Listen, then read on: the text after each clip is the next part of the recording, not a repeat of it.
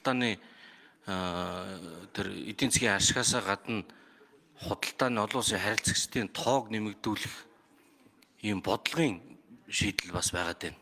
Түрүүн X2 сайд бас хэлнэ л.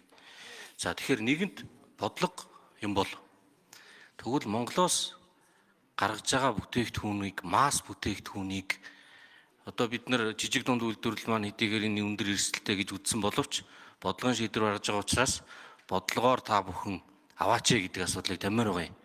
Монголын масс бүтээгдэхүүнүүд юу байх вэ? Бид нар бол одоо байгалийн эрдэс чулуу ихтэй газар, цементийн үйлдвэрлэл, базальт, цеолит, ийм эрдсээс үйлдвэрлэсэн бүтээгдэхүүн явандаа тэгээ төмрийн бэлтгэж байна. Эднэр бол маш өндөр өрсөлдөх чадвартай, өртөг багтаа, өндөр чанартай, евро стандарттай.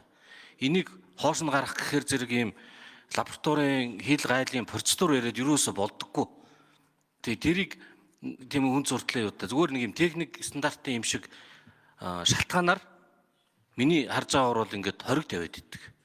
Тэгэхээр энэ дээр эдийн засаг хөгжлийн яам хариуцсан хүмүүс маань энэ дээр бүр юм бодлого тавиад бодлогоор хамтарч ажиллаж байгаа бол та бүхэн процедурыг судлаа.